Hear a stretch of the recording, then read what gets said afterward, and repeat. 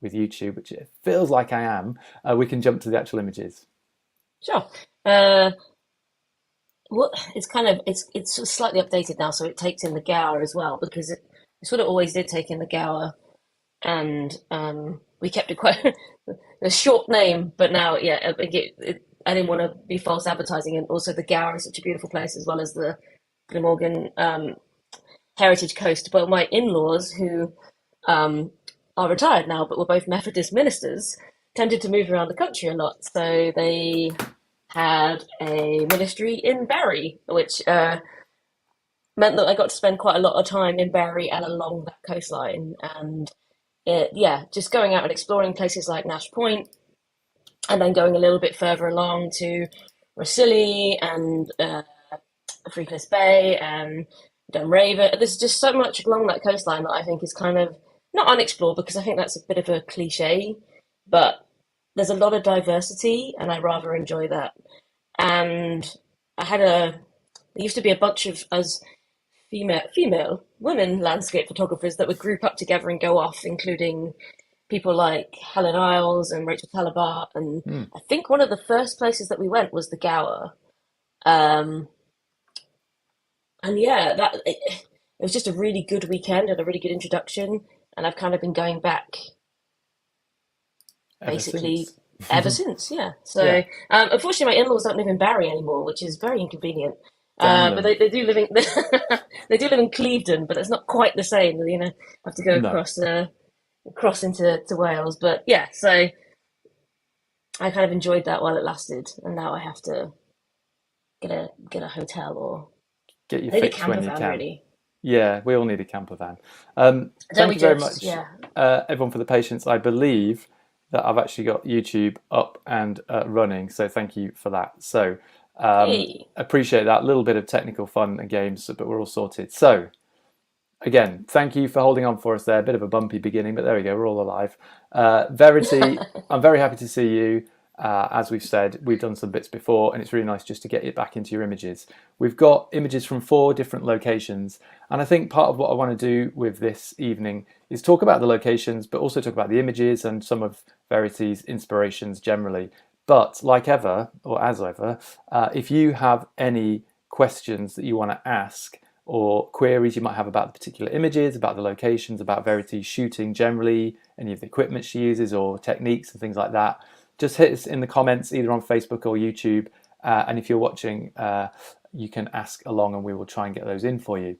If you're watching this after the fact and you're not joining us live, and you're watching on the catch up on YouTube or whatever it may be, sit back and enjoy the next 45 minutes or so as we walk through these images, and hopefully you'll pick up some nice tips as well. So, let's get into it, Verity. This Okay. striking image, I would say, from a light and a graphical point of view, explain to us a little bit about where we are and the conditions that found you there. Yeah, this is Freakless Bay with the tide going out, which is always, I think, intriguing from a compositional point of view because you can look one way, obviously, and you've got the horizon, the sea, and whatever the light was doing at that time. But I sort of remember at this point walking out, and I was with a group of people, but I wasn't teaching a workshop, so I had freedom. Um, that sounds bad, but I had freedom. Obviously, my attention wasn't diverted and making sure everybody else was okay. But Yeah, I remember walking out and sort of looking back and finding that the light was hitting the cliffs really nicely, and I really wanted to do something a little bit different. And so I got quite low to the ground, got my tripod quite low to the ground, and experienced a bit with long exposures. It was still quite bright light, so I think I was using a 10 stop um, with enough movement in the clouds anyway, because it was a windy day. And there's another photo taken the other way of waves later on that shows just how windy it was. Yeah, what I really liked was just how the light was catching on the cliffs themselves against that kind of moody grey sky and the diagonal of the coastline where you've got that differentiation between the sand and the outgoing tide and just a hint of a reflection coming through. mm, And I think this is one of the first times I went to this location, and I think people might appreciate themselves that sometimes if you go you have a fresh perspective. You're not sort of overwhelmed by what you perhaps did previously or what you've seen other people do. So it was really nice to kind of go there and just see it for the first time, completely fresh, Mm. and explore what I could get out of it, I guess, and get to know the place, which is really important, I think, with locations. And every single one of the locations I talk about tonight is are places that I've been to again and again and again. But do And you, but do you still get that thrill then from seeing something new? Because I mean, and like you said, a lot of these you know very well, and it's great because you see them in different conditions, don't you? And I'm sure people watching out there, they've got their own favourite places they may repeat visit to. But there is something, isn't there, about just arriving new at a place and sort of dealing with whatever you get, and that first initial reaction to it can be quite stimulating, photographically. I think that I really enjoy going somewhere for the first time, definitely. But the light's never the same twice. It's Mm. never going to be the same twice. And I think there's a lot to be said about building up knowledge of, like, if the weather isn't good. Now, I've been to this beach many times when it's been, now, good weather is an interesting concept, but perhaps not what I was looking for. And that allowed me to kind of think outside the box and be a bit more creative, but also pick up compositions for later on Mm. when I bump into conditions that perhaps are slightly more ideal for the image that I wanted to create in the first place. Um, but with photographers, we adapt. That's kind of the point, I guess. We're supposed to be able to get good images in any conditions, and I know that you're a master of that, especially with your black and white stuff. And um, yeah, and I just like to get to know, and you form a relationship. Then I think with any location, with any landscape, unless you have some sort of connection with it on some level, whether it's just how amazing the light was in that moment, or whether it's because it's a place that you've gone back to again and again, I think that comes through. Mm. And maybe it's imperceptible, but I think when people look at an image that you have invested in personally, that they can tell, especially with all of the ubiquity of photography, that I think people can, if you've got a personal connection with an image, it feels like it maybe just elevates it just a tiny bit. Yeah, it's sort of an untangible, but it's there, isn't it? If you're looking for it, I think just on this particular image, and then I'll keep us moving along, just because we've got a good number of different image types and obviously the locations. This sand looks gorgeous, and just that sort of tan color of it, and it matching the rocks. But it's just that slither of color, isn't it, through the frame? And I suppose down in Dorset, my challenge is I don't have good sand. So, you always get envy, don't you? And so when you see a nice, what looks like proper sand, you know what I'm saying? Because when it Yeah, catches that light, it can actually be a physical shape within the frame, is that slither, but also the complementary tones of that sand to the rock face is yeah. beautiful. And I like the repetition as well. If you look at the way the cloud's almost mirroring the first, the biggest of the cliffs. It's got Mm. that shape that's coming through, which again is luck to a certain extent. No, But being able to sort of, well, yeah, in terms of capturing it, but then yeah, picking that out of the Lightroom, the Lightroom. There's only one, and then working on on that image. I think is it that probably comes with continuously looking and seeing and yeah. adjusting. Yeah, it's you're right. That's the curation of it from your eyes when you've maybe taken 10, 15 images of a similar thing there. James rightfully says sand envy, and yes, I absolutely do have sand envy. If anyone wants some rocks, I've got good rocks down here, but I've got rubbish Swap sand. you. I know you always want what you don't have, right? Okay, well let's just jump along because we've got a nice few images from here. This part of Wales, as we've been talking about here. This obviously, well, is it indeed? It looks like a long exposure because of the style of the water and the feel there, but it could also just be a very misty day. So, or is it a bit of both? And there's a bit of both. We stayed sort of on the Mumbles, and this is virtually just outside the hotel. And it was one of those days where there was so much low cloud around that you couldn't see Port Talbot in the distance. Like everything had been sort of consumed, which is perfect for those kind of atmospheric long exposures. Um, I guess I may have had an inclination to go black and white with this, but I just kind of like the muted colours of the red Mm, and the yellow coming through because otherwise it would have been sort of monochromic in fashion anyway. Hmm. And I don't think it's a particularly long exposure. But again, when you've got that low cloud consuming everything, there's not much wind around anyway, so there was a stillness to it. Hmm. And I think it's such a contrast to the last image as well, which is all about light and how light is playing with elements, and this is just about the absence of light completely. Um, and a little bit of man-made structure. I mean, I do lots of urban landscape photography, so I really enjoy a man-made structure. I was about to say, yeah, a groin or two, but it's not groins. It's and that would obviously have been inappropriate. But yeah, no, the color thing's an interesting one, isn't it? I really like the fact it's in color because not only, like you said, the reds and the yellows, but also in a way, there's that soft kind of bluey, steely grey adds to that calmness, doesn't it? And colors can provoke those emotions, like you said. And with the first image, obviously, those more striking colours maybe elicit that, and with the conditions in place. But these calming blues and steel greys, as it were, obviously add to the mood. I think what will be very difficult for people to see is that there's actually a row of birds along the horizontal line of the structure there. You're not going to see that on the stream because it's very small, but I can just see them. They're all very neatly lined up there, which is quite a cool little detail.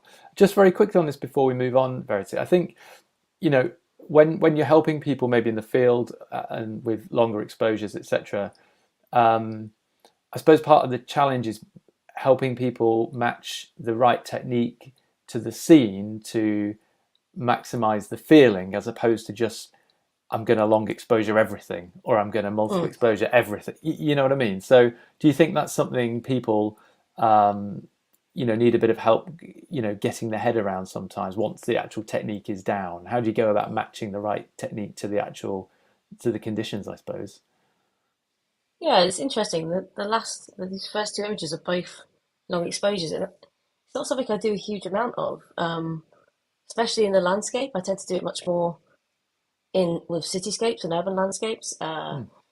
Yeah, there are some times when there's no point putting a big stopper on. Like if if there's no movement in the cloud, or it's a clear day, or it's not going to create any mood. And I think it's about, I guess, guiding people towards recognizing when conditions are um, apt to pull out your filters. And but but then there's fun in experimenting. And again, I think once you know how to use it and how to work with it, then you get to break the rules, right? That's Yeah. kind of the fun of photography. You get to decide what's in the frame, what's not in the frame, if you're going to adhere to the rule of thirds and whatnot, or if you're going to, be a rebel and shove a horizon in the middle and be damned. And I think that kind of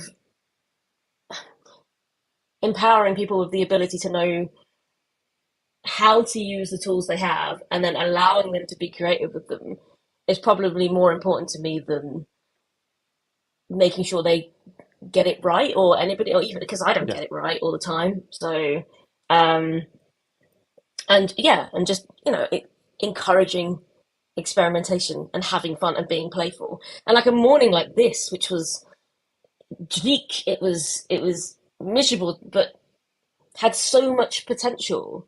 And you wouldn't necessarily, if you're starting out in photography, you wouldn't necessarily consider this to be ideal photography weather. Mm. And I think all of that just comes from that old adage, the learning curve. Yeah, and I think, yeah, it's being open-minded, isn't it? That's the thing. Sometimes it might not be what you thought it was going to be, but there's lots of still stuff there. It's just different. Maybe you might have to change gear a little bit. Talking of which, changing gear, what a segue. It's like I've been doing these all the time. This is a much different image, obviously. Dynamism in this is there's tension, that there's kind of drama in a different way. Obviously, that was much a quieter image previously, and it looks like sort of waves erupting. But I'm also getting kind of the solar system nebulous vibe going on here as well, Mm. Verity. So what was the situation here? Well, if you think about the first image, I'm pretty sure they were on the same day. They were certainly on the same weekend. Kind of tumultuous cloud coming through, windows of light, and when you get these waves, and especially if you get sort of a wind blowing in, and almost almost creating drama in the waves for you as they try and make their way to the shoreline. Um, it's just a completely different way of looking at a coastal scene, and I rather love, especially, well, I mean, with any coastal part of the world, that you've got, or part of the UK, you've got that difference in style. You can go from doing a long exposure to something where this is completely different, the other end of the spectrum, where it's a fast shutter speed, and trying to keep everything in focus. I think I'm using a 100 to 400 mil lens, probably close to the top end of it because obviously I'm not going to stand near a crashing wave. No. I am risk adverse. And yeah, and just waiting for the light and waiting for the light to do its thing, and capturing the sea in that moment, that powerful moment that is, once it's, it's gone. It's almost gone in an instant. But you have this one frame that shows all of that drama and tension and power combining into one, just yeah, one composition. And it's tough because I probably took 100 frames and liked barely any of them, because you're looking for the right kind of shapes and you're looking for the way the light's hitting. And of course, I've enhanced that mood a little bit in post by making it quite monochromatic, and uh, playing a bit with the light and the shadow to enhance that feeling a bit more. Hmm. I suppose, yeah, that's the goal of the editing process often is to then maximize that mood and feel, isn't it, that you were going for at the time. So when you were shooting, as a sort of final question on this one before we keep moving, were you obviously you're reacting with the conditions there, but could you already foresee where this might go from a final image point of view, or is that perhaps not true? Maybe is it more that you're just reacting at the time and you that creative vision comes later? Because sometimes I feel I can see exactly where it's going to end up, and other times I don't. It does come later with play or with experiment or after it's been left. And I just wondered with this one whether you kind of already knew you were going to take it down this kind of more darker, menacing route. I think so. And I did have like Rachel Talabat like 25 meters that way. This is just a poor woman's Rachel Talabat version. Like, when we all looked at them that line, I was like, I'm not showing mine. Yours are great. But again, it's a learning curve, and yeah, and I think I had an idea of what I wanted, which was again in contrast to the first image. I wanted something that was ostensibly from the same beach, but stood apart, Yeah. Um, which is difficult for me. I'm not very good at that. Like, well, shutter speed. Ooh, yeah. I I don't. I can't pull it. Hang on. yeah. Let me have I a could look. potentially check if you can't see it. I may have to just It's going to be like one over 250. I think it's pretty fast, and I would have pushed the ISO up to get that from it, and allowed um, basically for it to expose for the highlights essentially. So I'm exposed. It yeah. probably would have used the exposure compensation to bring that down a bit. So I can pull back my shadows in post. That's not a problem. But I wanted to make sure I've got as much energy and sharpness in that wave as possible. And obviously I had to crop in a bit because they weren't massive waves. it wasn't. Yeah. It wasn't like you get sometimes at various points across the UK. It wasn't quite like that.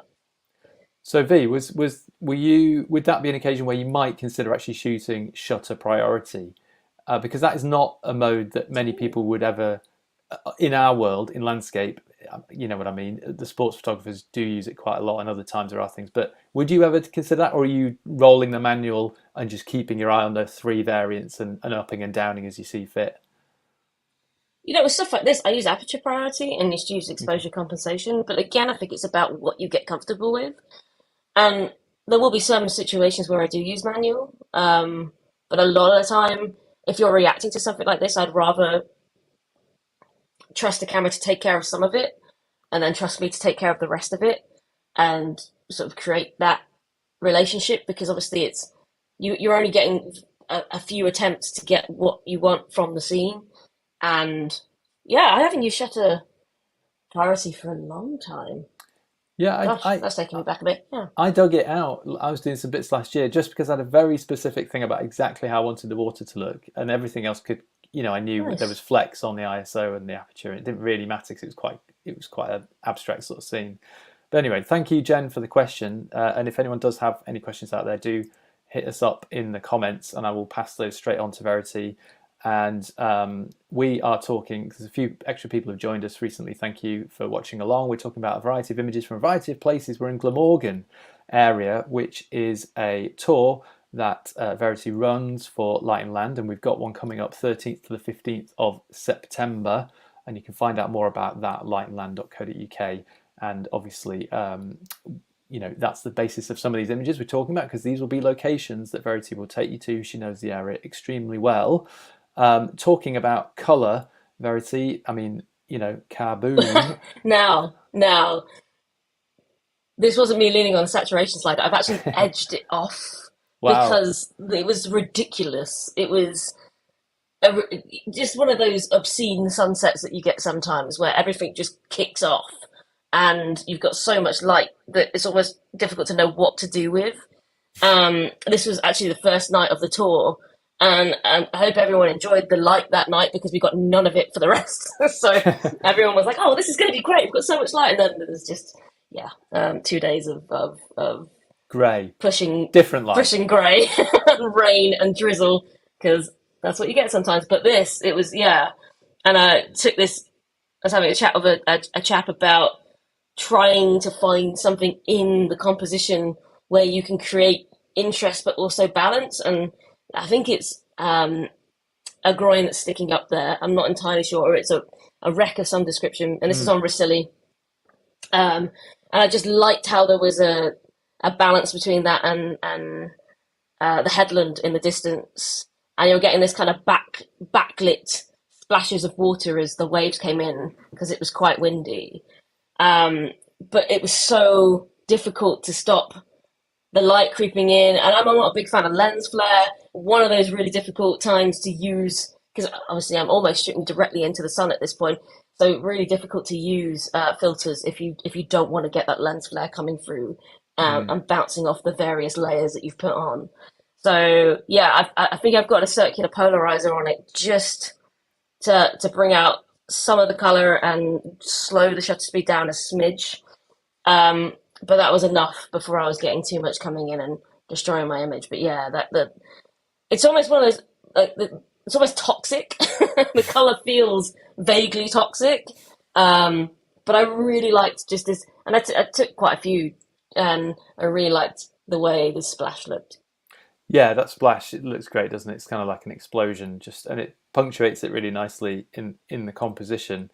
I am going to keep us rolling just for time reasons. And actually, this one I recognise because we talked about this when we did these live streams back in 2020, 2021.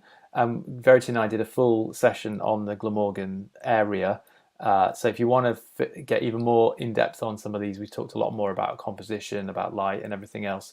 So just very briefly on this one, I mean, before we move us on to the next area, it's a great example of that shoreline and those rocks. I mean, honestly, I'd be happy in this whole scene. I could probably work there for about a week and I would be delighted just pointing at the ground. So I mean, that area generally, there's so much, it's so giving, isn't it, in terms of wider landscape, but also inner details as well. And we're going to touch on some inner details later.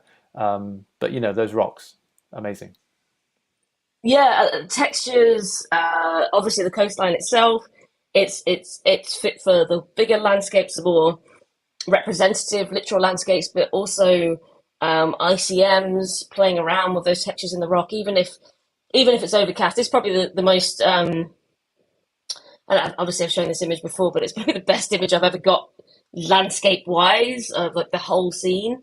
And again, I think it was one of the first times that I went there and looked upon it with fresh eyes. And every time I've gone back, it's either not quite been the right tidal conditions, or I haven't quite got what I wanted from it, or I'm thinking of this photo, which is inevitable sometimes, and I'm sometimes get stuck recreating. But I love going right up to the sort of honeycomb texture in the rock, and just playing around with close-ups of stuff like that. And I remember when we came down here on the tour, I think in 2021, um, it was amazing how everybody got something different.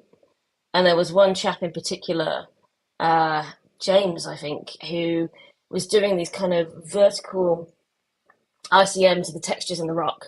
And it was just, yeah, fascinating and another way of looking at it. And it's a little bit further along. Obviously, we're stretching along the whole coastline, so we're in the Glamorgan bit here. But it's certainly worth the journey because it's got such potential. Yeah, yeah, cool.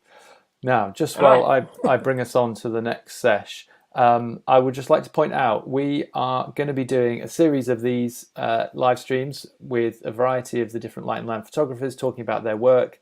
Mark and Flavio, who are the new guys who are doing quite a lot of sort of street travel kind of tours. Obviously, Verity, Astrid's going to be joining us. Charlie is going to be joining me for one of these sessions as well. And on top of that, so we'll be doing one of those a month.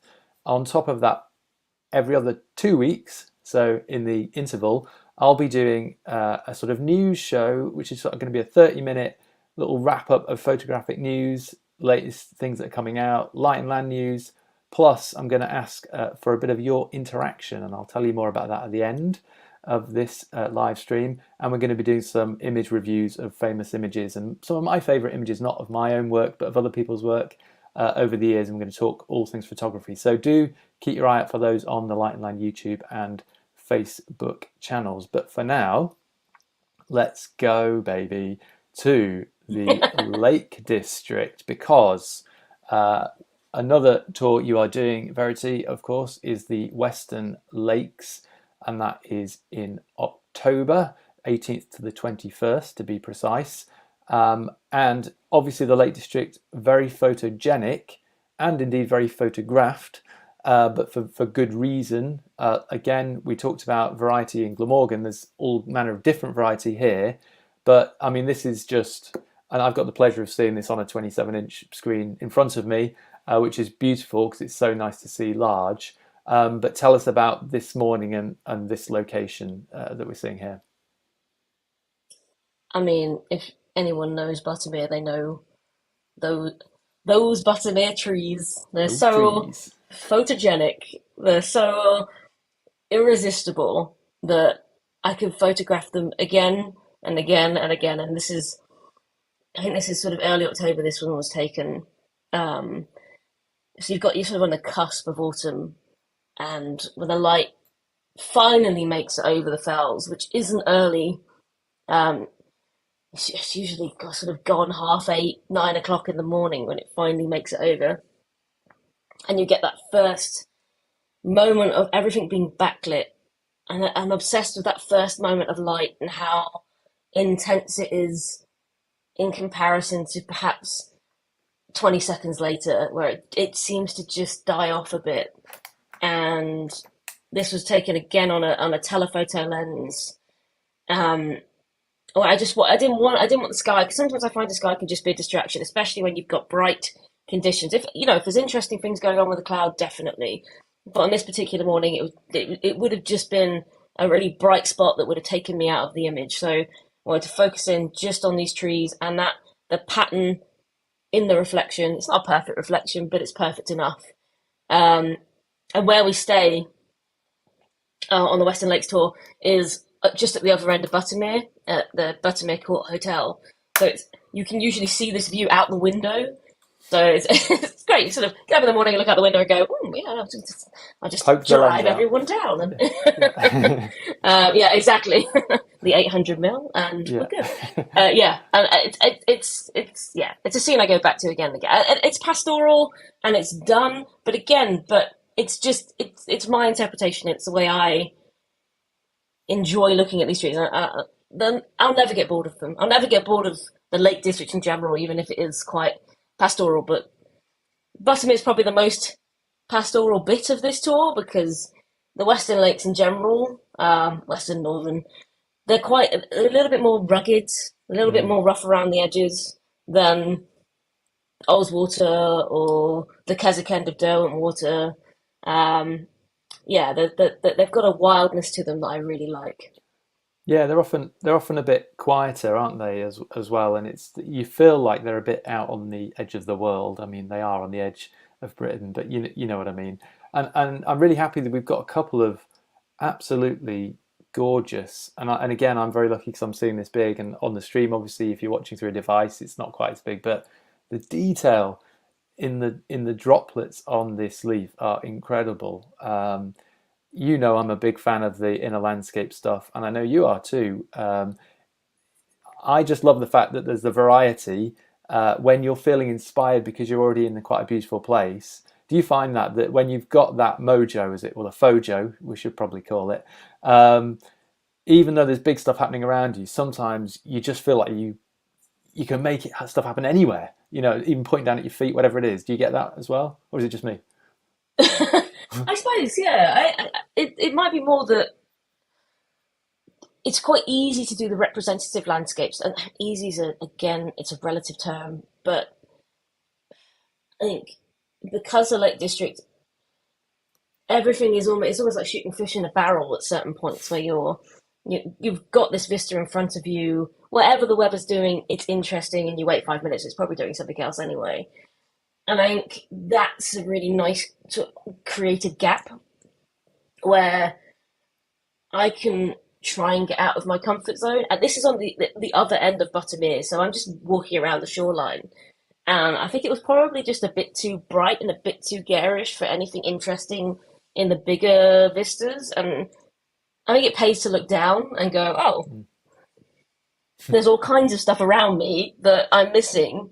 And yeah, and obviously it rained the night before, and I just really liked how they get the cool tones and the warm tones, and this one little leaf that seemed to just be holding on to the rain. It was like it gathered it up and it was keeping it to itself, and it was just on its own, and it just seemed to work quite nicely in a little square as well. And yeah, and I suppose that's part of it. I think, and what I was saying earlier about going back to locations, I think if you go back to locations and get to know a location, it provides freedom to look again, Mm. and almost encourages you to try and think about something perhaps in a more abstract way, such as this.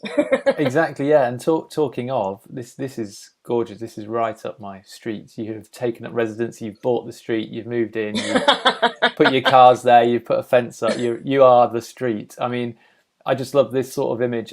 Just because I think for me, it was a revelatory kind of period where I just realized when you can work in this way as well, you basically have never-ending work to do Yeah, photographically, and that is so liberating because you become detached from conditions in a way, or you just feel like you can work in any place, anytime, anywhere.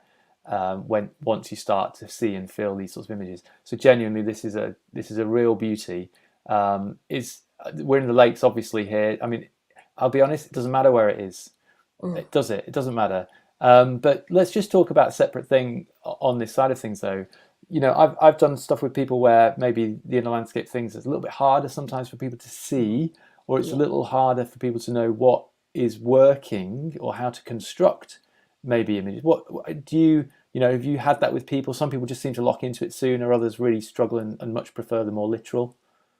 Yeah, and I fully appreciate, especially in an age of social media where we're exposed to, and I'm not a big fan of the word epic, but those kind of epic, because overused, views and vistas, and I think some people arrive with an image locked in about what they want to achieve, and it can be very difficult sometimes to shift because those images, especially the ones that you see on social media, they can have taken years to have got that one image, and many times of disappointment and frustration and having to adjust your expectations.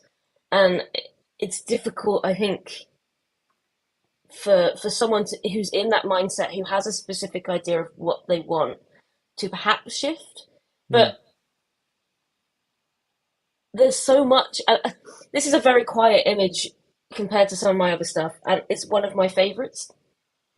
And And if we were speaking earlier about the idea that an image has something of you in it or a connection to you, I feel probably more connected to this image than perhaps some of my bigger landscape work because I feel like I can get lost there. Whereas this, I have a very specific memory. It's like Westwater's behind me, and I'm on my knees, sort of trying to balance my camera off my camera bag, capturing sort of maybe what 1/2 a second exposures of this rolling river, and the sun's setting, so there's a little bit of light coming through. And I just loved how the reflections were playing with each other, and how Mm. the sheep were looking at me from across the stream, thinking I was, what the heck is she doing? Um, and it's got more, yeah, it's got more meaning to me perhaps than some of the bigger ones. And Mm. the problem is, I guess, there can be, I think they struggle sometimes to stand on their own. I think maybe as part of a project or a wider, for some people they'll look at this and think, it's just a picture of a river. What's exciting about that? Um, so it's more difficult when if it was a picture of Westwater, which there will be one in a minute, which is dramatic and bombastic, that's easier perhaps to relate to than Mm. some of the quiet landscapes, the inner landscapes, as you put it. Yeah.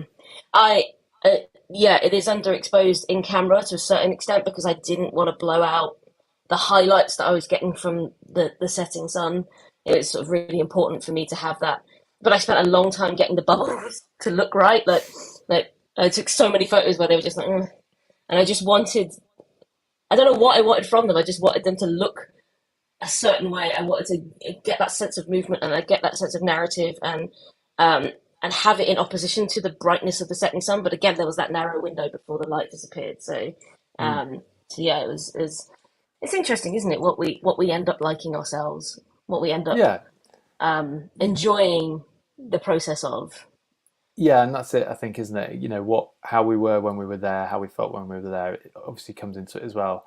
And Colin, thank you for the question. I think there is a huge range dynamically in that image. That the light, if we look at those lightest lights in the sun reflection down to the darkest darks, I would imagine that that's took a bit of balancing. So you're gonna get that contrast, as it were. But yeah, honestly, I could look at that all night. But we're not here to do that, Verity.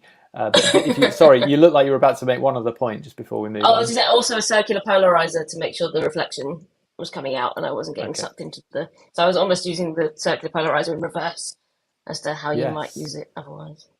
Yes. Very good. Yes, exactly. You can fall into the trap of just automatically doing it because you do it. Now, this is a famous little tree as well. A certain Mr. Waite, I believe, has an image from this area, but this is a different scene, different moment, different composition, and we've got a couple of birds as well. So, but I mean, this screams Lake District, doesn't it, V? It's just that those greens, that light, the fact it's probably going to rain in a minute. That's that's basically what the Lake District always does. Yeah. I, this is on Crummock Water, so you can sort of walk the top end of Crummock, and if you walk along far enough, you end up at some National Trust boats, and you can't go any further. But this tree is kind of in the middle, and the first time I saw it, I was like, I know that tree. That tree looks familiar to me. It's Charlie's tree. And yeah, one of those days, and one of those lakes days that you have to love, where the light comes, the light goes, the rain comes, you get rainbows. It's got it'll throw everything at you as long as you're willing to layer up and take whatever it's going to throw at you. You get light like this afterwards. And what the birds are a bit of a fluke, but everything like that's a bit of a fluke because I wasn't standing there ready for two birds to fly through in the right occasion. What I was trying to do was ensure there was a gap between the top of the first fell and the top of the tree. I didn't want. I think sometimes you get Charlie in your head, like you don't want the tree sort of Yeah, yeah. messing up your composition. So trying to get that gap, and I was waiting for the light to be right because it was waning, waxing and waning, and it wasn't quite perfect. And then I took a couple of frames, and then these two birds were just in one of them. And I just like how they've got a kind of oppositional relationship to each other. So you've got the upward stroke and the downward stroke of the wings, almost like yin and yang, almost perfectly above the tree as well. Mm. And yeah, I guess it is quintessentially Lake District, but it doesn't involve a lake, which No. I kind of enjoy that. Yeah. There's no water, but and that's the thing about the lakes. You know, it's not just. I think there is literally a hashtag on Twitter which is hashtag not just lakes, and it's just a single frame. Uh, you know, Yeah. I tend to underexpose most things anyway, so I don't lose any of the highlights. It's easy to bring back in post, and I've left some of this grassland in the foreground as well, but it'd probably work as a maybe an 8-10, maybe a little bit tighter crop. Now I'm going to start picking it apart, so it's probably best to. All right, we're gonna move on. She's gonna tell me to delete it in a minute. Get it off the screen. I never want to go there again. No, I think it's great, but I'll keep us rolling just for time reasons. We may run a little long tonight, everyone, just because we had a slightly interesting beginning. And by the way, thank you obviously for watching along. Facebook, the comments are definitely working. I'm not convinced the YouTube comments are there for people, so apologies. I'll look into that for the next one. I know we're streaming on YouTube, but I'm not sure if the comments are open. If you did want to start commenting, jump over to Facebook and we can take any comments on there. If you have any questions about anything, as I've said before, do let us know. Now, I mean, Lord above, it's all going on here, isn't it? I mean, It's all kicking off. It's all kicking off. But and I suppose let's talk about that, because the image kind of, okay, it speaks for itself. There's probably a really cool story about the conditions here as well. But when it does kick off like this, and I have seen others, and including myself in this at certain times of my life, you kind of lose the capacity to function. Suddenly you don't know what the hell you're doing. Where's my camera go? What do I do? What's a lens? What's a polar? You know what I mean? It's easy to just lose I know yourself, exactly isn't what it? you mean. So, I suppose the classic thing, or the cliche thing to say, is that's why it's really important you understand how your gear works, because, if it's kicking off like this, you don't want someone to miss, especially if you're in a group situation, you don't want someone to miss it because they're not quite on top of getting the thing on the tripod right, putting the filter on, whatever, you know what I mean?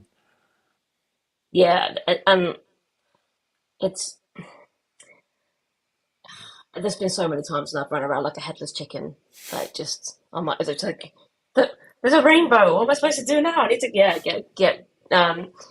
to get in gear. But I think I was anticipating this again. A Lake District. If you've got one rolling storm, then another one may well follow it. And if you're at either end of the day, there's always the potential for a really nice bit of light to come through. Hmm. And I was probably trying to distract myself from being, I don't know, soaking wet.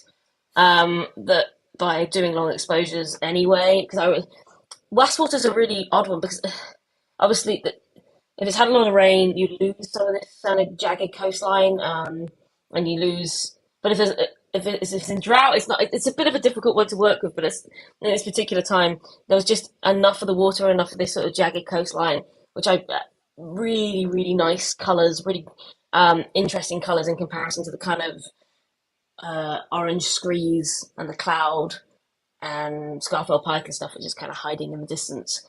And these are long exposures, but they're not like wildly long exposures. You're looking at a couple of seconds, just enough to smooth the water out.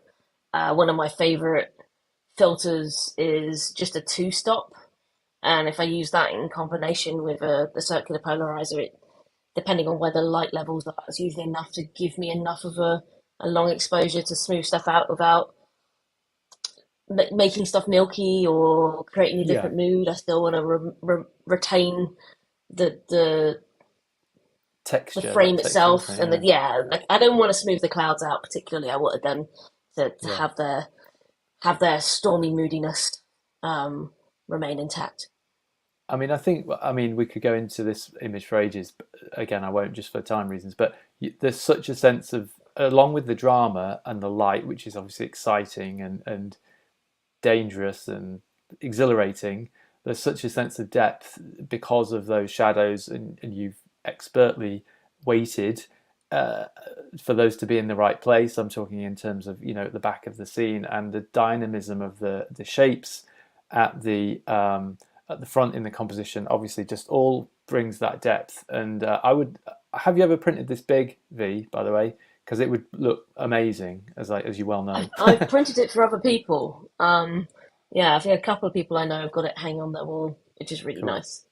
Um, Yeah. I have yet to like a photo of mine enough to put on my own wall, which I don't know is a bit maybe a bit strange, but yeah. My Yeah. my other half would very much like me to put something up, but I tend to have other photographers' work on my wall instead because yeah, it's Let me direct you to my print store, Verity. No.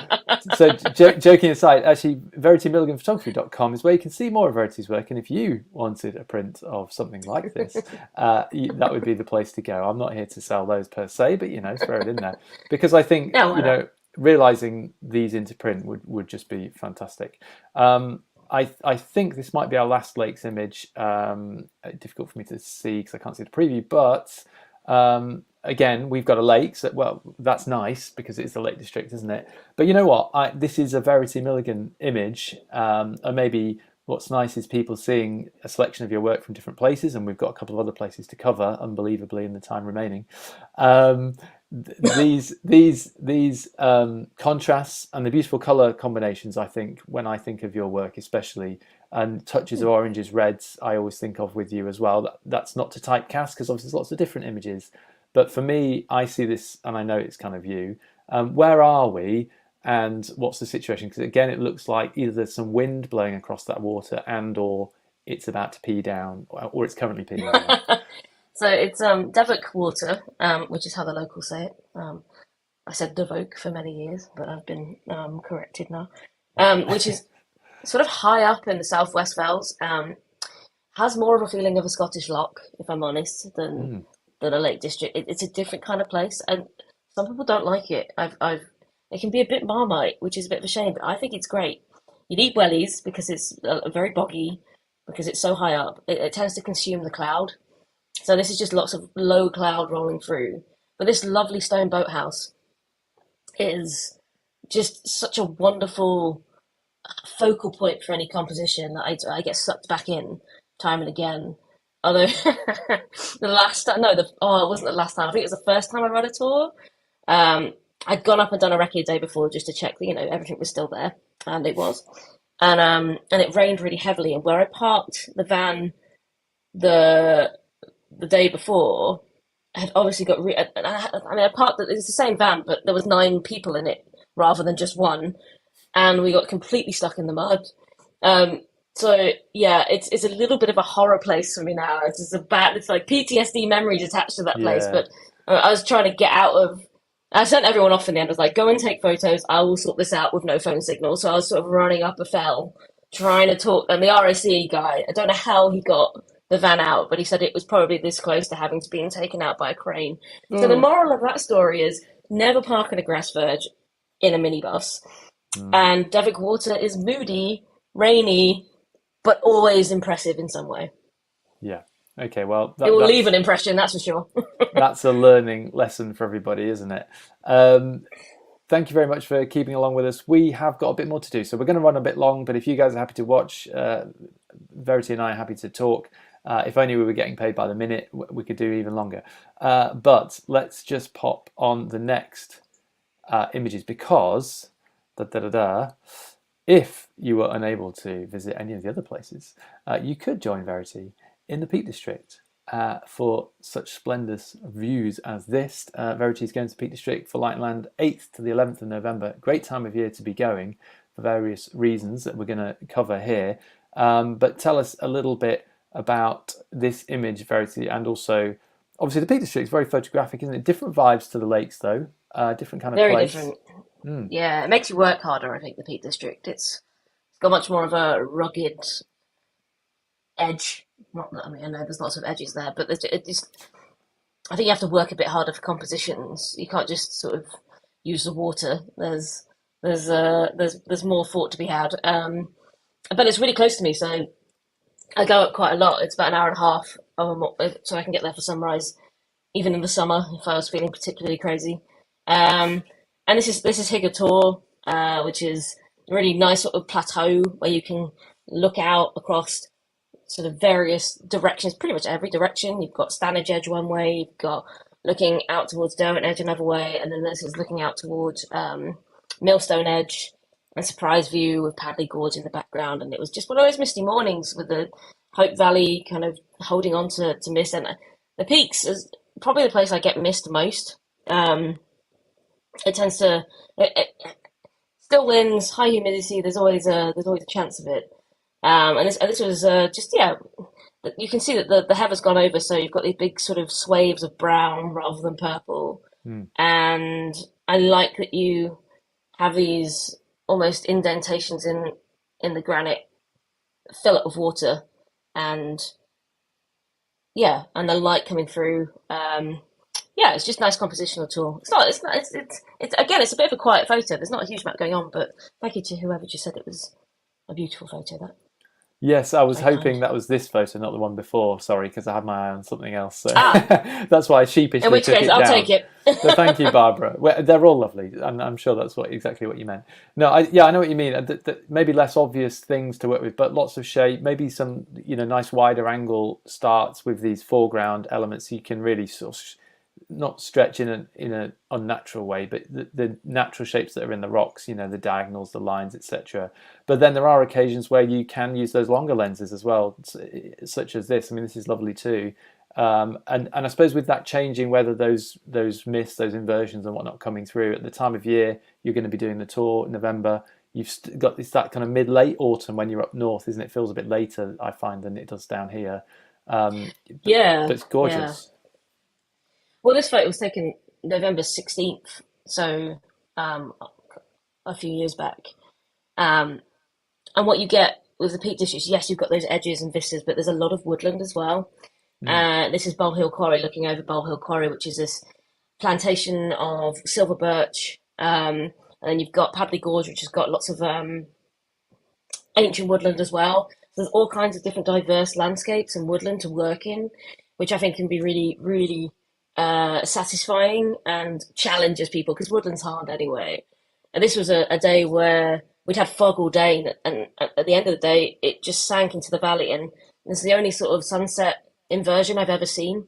And there was fog bows, and there was light coming through, and it was ridiculous. And it was a Unicorns. workshop I was running. Yeah, and I think everybody on that workshop was like, "Wow, landscape photography, this is for me." And probably have never quite had a day like it since. But it can be like that as long as if you're out there and experiencing it, you never know what you're going to get.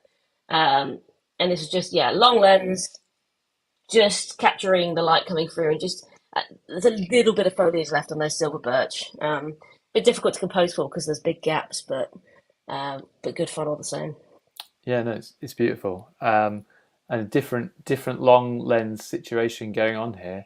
And again, sort of indicative of the conditions you might get. Cool, very cool, isn't it? In this mid four to mid ground, which is it screams cold. Actually, Verity is what it screams to me. It was cold. It was cold. This was taken, I think, right at the end of our last workshop that I did in the Peak District, and again, cloud inversion. And I had a, I don't really take my tripod out if I'm running, unless someone needs it, and if I'm running a workshop. But I'll sort of shove a long lens on just to show some of the compositions I might shoot. And what I liked about this is that you get the valley, which is half cold, and the rest of the valley, which has got the sun coming in. And I Mm. just really like that juxtaposition between the two. And obviously, warm jackets, gloves, thermals. You need it all for November, just in case. But no, it's great. It's warm. To be honest, I'm not running it this year, but we've run a Heather in the Peak District one in the past, and it was late August, and it was -1 on Right. one of the edges, and it was and nobody was prepared for it, and you never know what you're going to get. You just have to go with the flow. And this is from a similar point, a different year. Um, One of those mornings again where it's a bit like Lake District. You can get all kinds of different weather conditions thrown at you, and I'm a sucker for a rainbow. I'm not gonna deny the cliche. If there's a rainbow, I'm No. gonna take a photo of it. What I liked about this image was the kind of line that follows. You've got the gone over heather and then the granite rock, and it kind of zigzags through and it joins up with a road um, running through the valley, which then just about joins up with the end of the rainbow there as well. And I think sometimes with stuff like that, that often on workshops I encourage people to sort of think about stuff in portrait orientation, because I think it's always easier to slot stuff together. It's Mm. so easy to get lost in landscape.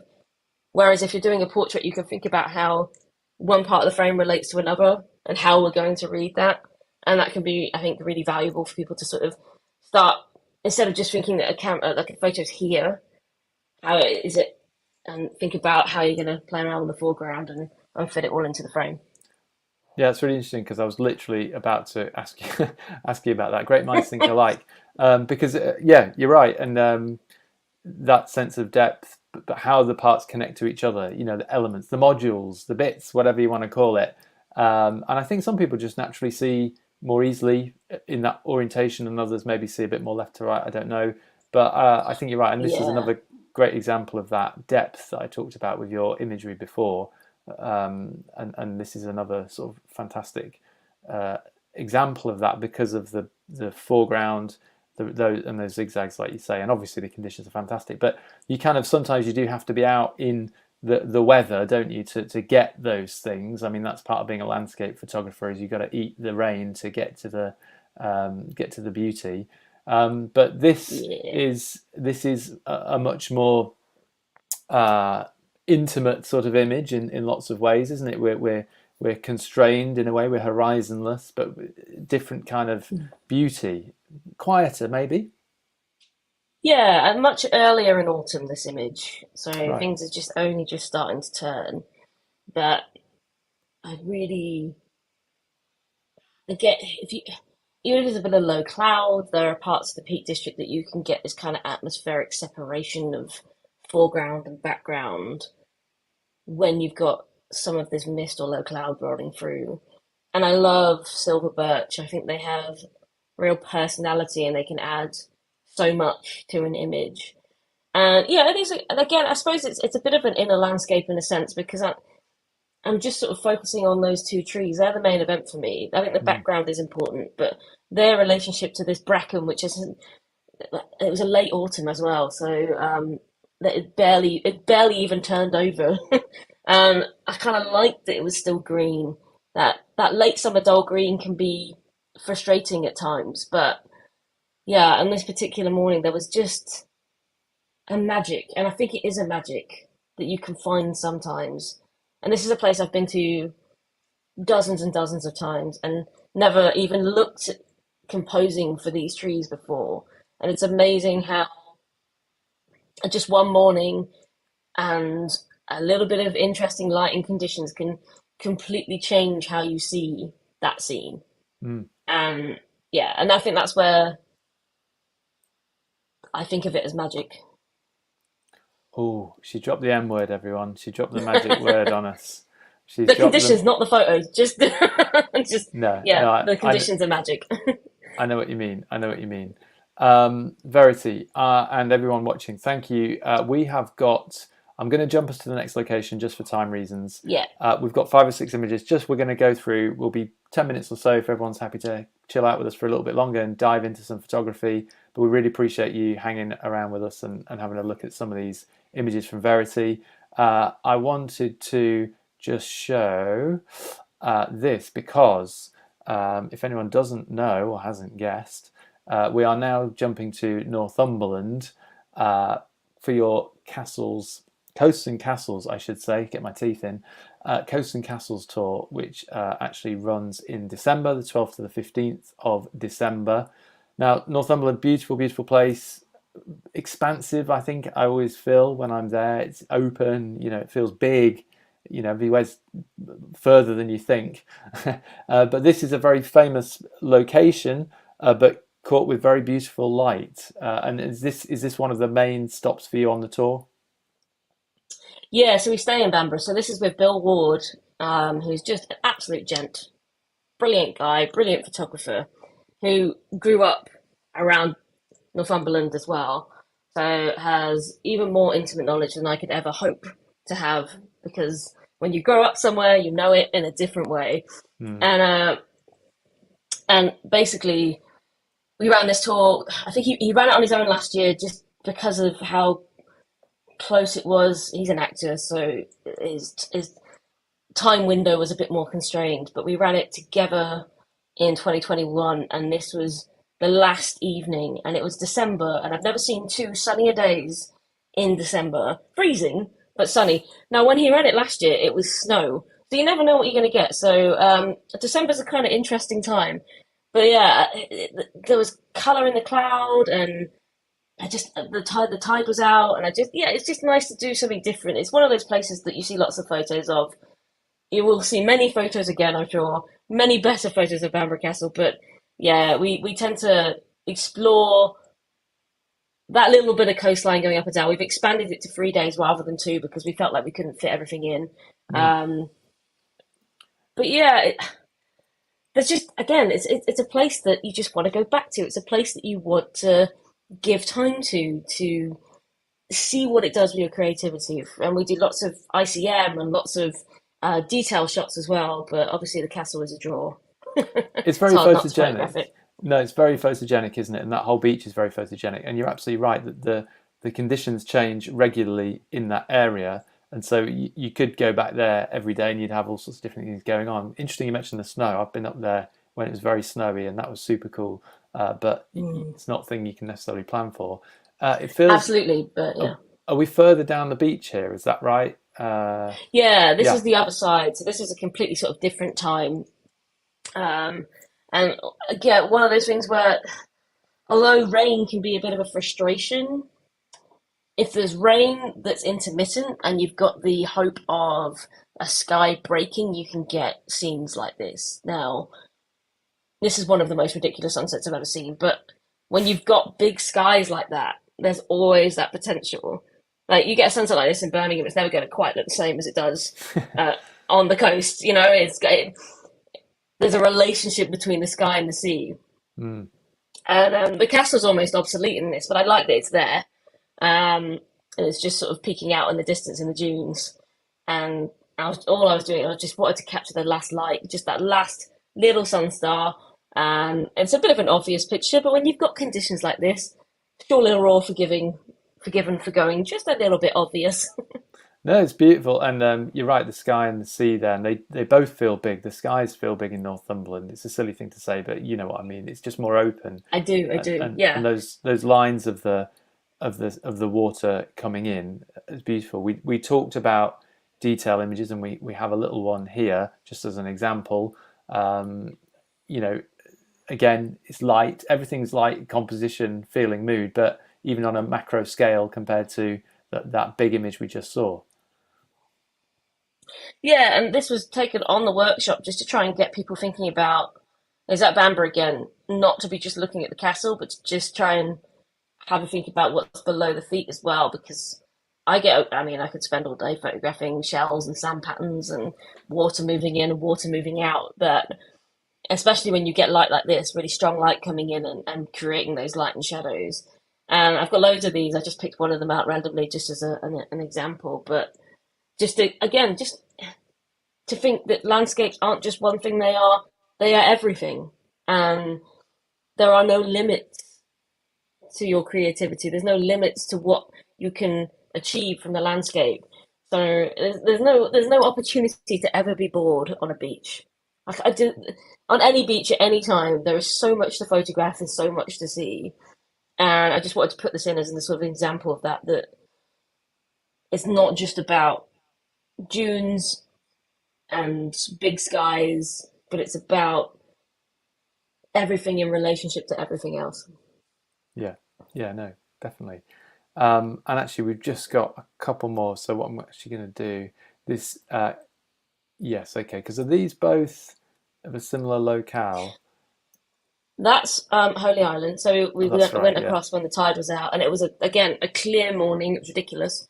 Um, but you never know what you're going to get. But I think it's nice that we were able to time the tides, and I think we always try and time the tides so we can get out to that location, which does again have a magic to it, a special feeling to it. I just like the way the light was catching off the sea wall, Mm. and there's a relationship between the steps and the, I want to say castle. I want to say castle. Yes, it's And I don't, yeah. yeah, it's on the mount, isn't it? So And you're right. my brain has gone blank. All I've done is look up images. It's like, No, yeah. well, we've done a lot of Um, talking, yeah. But no, the texture, the light on the texture, and actually on that island, yes, you can only get there at certain tide times. There's some really gorgeous boats and textures and details, and I know you guys will spend time there probably as well doing bits and bobs. But I like all no, the diagonals. So the diagonal that you can see coming up from um, the boat pathway. I forget what it's called. And then you've got the vertical of the lamppost and the wall, and then you've got the diagonal of the stairs as well, and then the kind of mishmash shapes in the distance, and then that clear morning sky. And we were mm, out there so early as well. It was great because you could see the morning transpire. You had all these silhouettes, and I think everyone had a really gorgeous morning. nice. Let's finish on this, Verity, because I mean, well, it's gorgeous. Again, we've got some lovely light going on, really, atmospheric. Um, where are we in relation to our other locations here? So we're Got back at Farne Bamburgh here, Island. but we're looking out toward the far now. Yeah. That's right. Yeah. Okay. And it's just the bit of sunset color. I wanted a bit of movement in the water, and I loved the way the light was catching on the island and just creating a nice bit of contrast. Like again, a long lens, so using probably a 70 to 200 to push in. I wanted a bit of movement in those waves coming in, and trying to create a bit of balance between those in the sky. But the main event is just the light that's catching on the island and fitting it all into a little square frame. I like the challenge of a 1-1 composition. I Hmm. think they're probably one of the hardest things to compose for. And I don't always get it right, but I always find it an interesting challenge to play around with that composition. No, it's wicked. It looks great, and I think it's absolutely perfect for a square.